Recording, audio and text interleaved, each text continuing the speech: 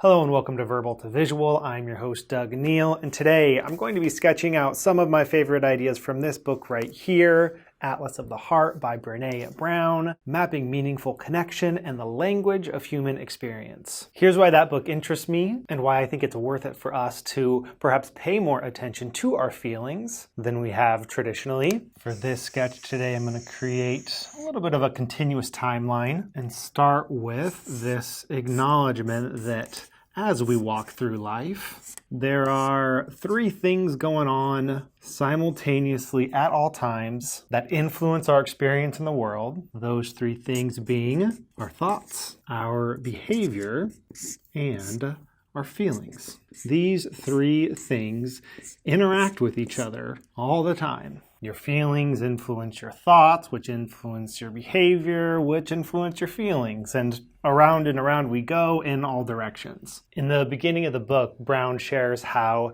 she feels like her superpower, she recognized this early on in her life, was being able to see the connection between these three elements in other people to the point where she could practically predict the future. She could observe a family dynamic or something going on with friends at school. She had a knack for where people's heads were at, what they were feeling, and what their likely behavior was going to be. And I think part of this book, if not to unlock that ability to predict the future, at least encourage us to pay a bit more attention to this part of the trio because of the impact that it has on the other two, how it impacts our overall relationship with ourselves and our relationship with other people. And we can hone this sense by expanding our language. Brown points out that when asked to identify which emotions you can feel, the most common responses include just three: feeling sadness, feeling mad,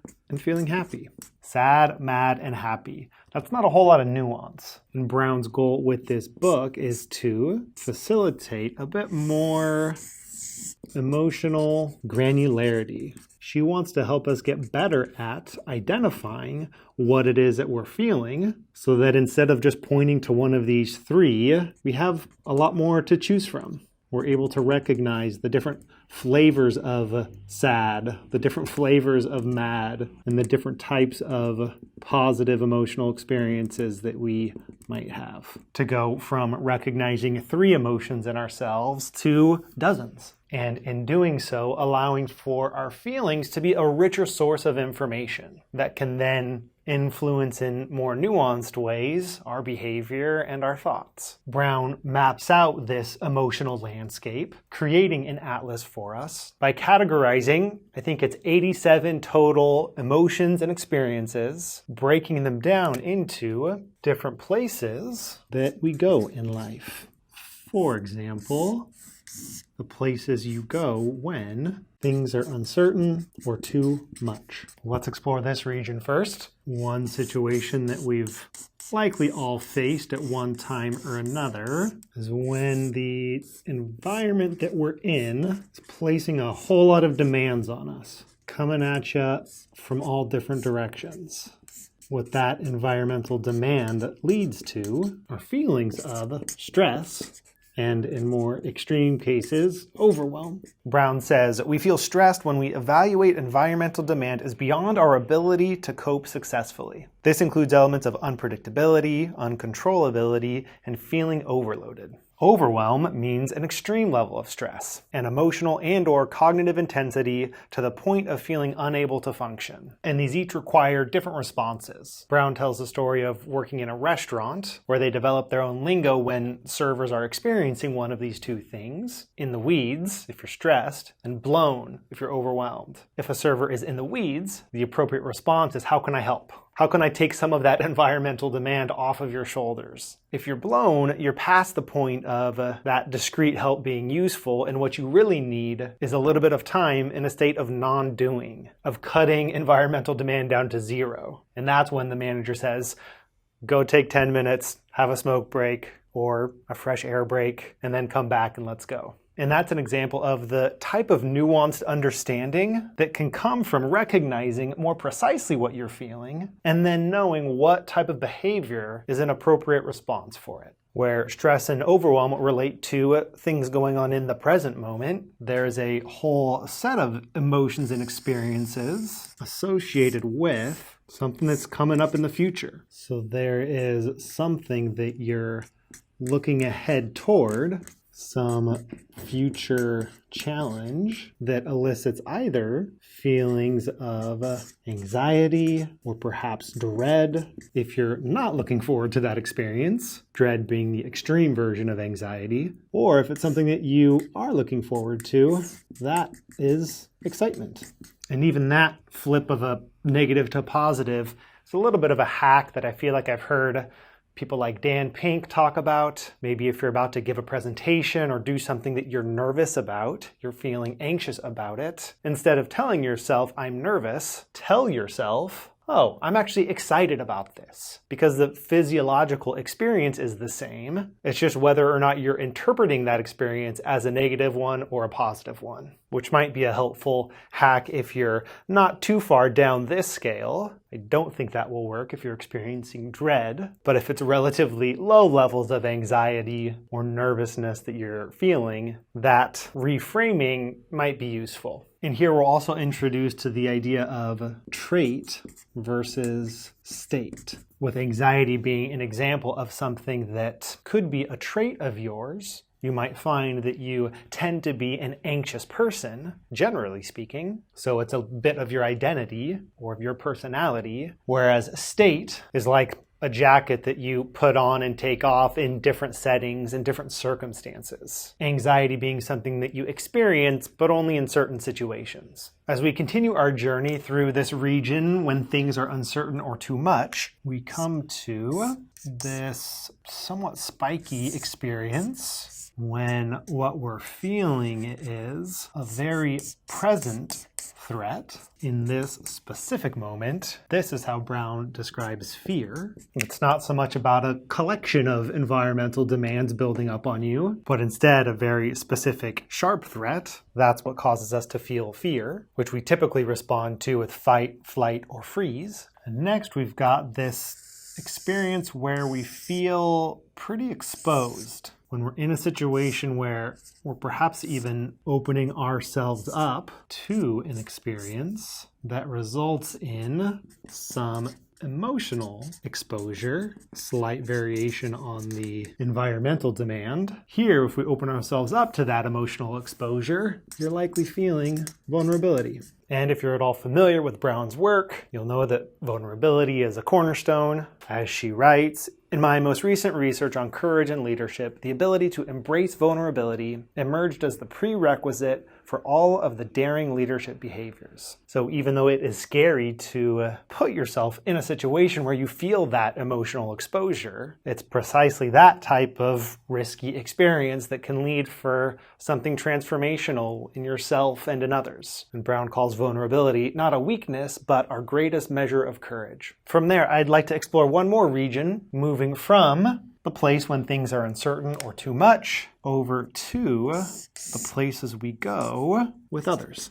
And in this section of the book, the core question that Brown wants to explore is, what's the most effective way to be in connection with and in service to someone who is struggling without taking on their issues as our own? One of the key approaches involves meeting the person that you're holding that space for, having that conversation with, meeting them as an equal, as they are, sharing that story with you. Compassion is about recognizing and accepting our shared humanity, which is in stark contrast to a reaction that you'll want to avoid if, instead of listening to this story from a place of compassion, of being equal, of shared humanity, if instead you are taking this stance of kind of looking down on someone's experience from above, listening to their story, and perhaps thinking to yourself, oh, how sad. This is what pity looks like. As Brown writes, pity involves 4 elements: a belief that the suffering person is inferior, a passive, self-focused reaction that does not include providing help, a desire to maintain emotional distance, and avoidance of sharing in the other person's suffering. And this is where Brown introduces the concept of a near enemy. Pity is the near enemy of compassion, and it's described as a near enemy because it's kind of close. These are similar experiences, and it's easy to fall into the trap of feeling from this perspective, thinking that you're being compassionate, when you're actually undermining this person's experience and any potentially helpful response that you might have. We'll see another near enemy in a moment here, but for now recognize that this is what you got to look out for, the near enemies. And Brown shares that that concept of a near enemy comes from Buddhism, where it's a concept referring to a state of mind that appears similar to the desired state, hence it is near, but it actually undermines it, which is why it's an enemy. And what's interesting is that near enemies are often greater threats than far enemies because they're more difficult to recognize. Let's get to our next near enemy by talking about empathy. So here we have a similar situation where someone is sharing with us a difficult situation that they're going through. We are there listening. And Brown describes 2 forms of empathy that we might be feeling, one of which is better than the other. If you are taking on all of the precise emotional feelings that's coming from that other person, if you are feeling all of those feelings, that's called affective empathy, which sounds like it should be a good thing. You're resonating with the experience that's being shared, you're taking on those feelings yourself. But as Brown puts it, this form of empathy is a slippery slope toward becoming overwhelmed and not being able to offer meaningful support. This makes the experience about you and your feelings as opposed to the person you're communicating with.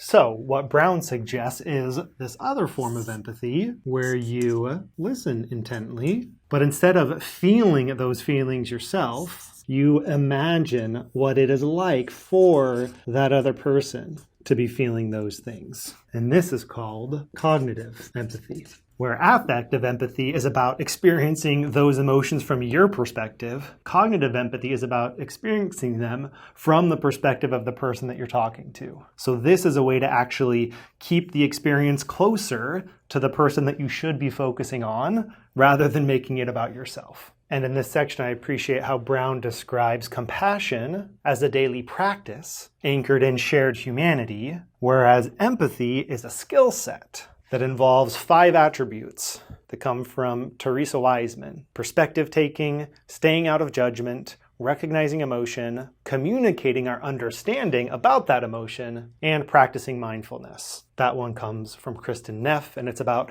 not pushing away emotion because it's uncomfortable, but feeling it and moving through it. So this is a little bit like a near enemy, though I don't think Brown uses that term, more just that she encourages us to avoid affective empathy and shoot for cognitive empathy. We do have a near enemy of empathy, though. That's when you're, once again, over here listening to this person's experience, and rather than practicing those 5 skills involved with cognitive empathy, you distance yourself from the experience by saying something like, "Oh, I feel so sorry for you." That's what sympathy sounds like. And that distancing of yourself from that person is what makes it the near enemy of empathy. And what this statement of, "Oh, I feel so sorry for you," demonstrates is how sympathy is about focusing on the observer's discomfort as opposed to alleviating this person's distress. And I feel like empathy is kind of one of the hardest ones to get right. There's a whole section on empathy misses, 8 ways you can get empathy wrong, from things like sympathy versus empathy to expressing judgment or disappointment, or by discharging your discomfort with blame on the other person, by minimizing or avoiding, by comparing or competing. That's where comparative suffering comes in, where you say something like, oh, you think that was bad? That's nothing. Let me tell you about this experience I had, which was so much worse than yours. Then there's challenging someone for speaking truth to power, or default to a place of giving advice or going straight to problem solving. So, as you've now probably seen, even with these handful of examples, not only is there a whole lot of nuance moving from these three generic, recognizable emotions of sad, angry, and happy to the 87 emotions and experiences that Brown describes. Within some of those 87 experiences, there are these additional facets and components, things like specific skill sets that come along with empathy and what exactly it looks like to have compassion, the close but not helpful near enemies of pity and sympathy, and then all of the other emotions and experiences that live within these handful of regions that Brown has established, not all of which are filled with kind of more negative emotions. I happen to focus on the two regions that are fairly negative. There are places we go when life is good, and other places where we experience things like connection and love, awe and wonder and amusement. So you will get those as well. But it probably is worth emphasizing that it's in the willingness to pay closer attention to what makes us generally feel sad or mad, paying attention to those negative emotional experiences instead of just blocking them off, attempting to ignore them. That's where we're going to learn a whole lot about ourselves, about the world, and how we relate to other people. So if you have gotten to a place in life where you don't want to shy away from those heavy emotional experiences, then I think you will enjoy this book. I think you'll learn a lot on the first read through it, but then it becomes kind of a glossary that you'll probably want to revisit as you're processing a situation that you're having in your life or that someone else is having, so that you can really dig into those nuances. I hope that what I sketched out here was a useful introduction of sorts to the book, or perhaps reminder of what the book is all about if you read it a while ago. If you like this type of visual capture, that's a skill that I teach that you can learn more about at verbaltovisual.com. This format in particular was kind of a fun one to play around with. It's almost like a 2D side-scroll video game, a game of life, where you encounter these different experiences that lead to these different emotions. I hope you enjoyed this as a format, and if you'd like other tips and suggestions for how you can build your skills as a visual note taker, then go check out Verbal to Visual. Thank you so much for watching. I appreciate you spending some time here today, and I'll see you again in the next video. Till then.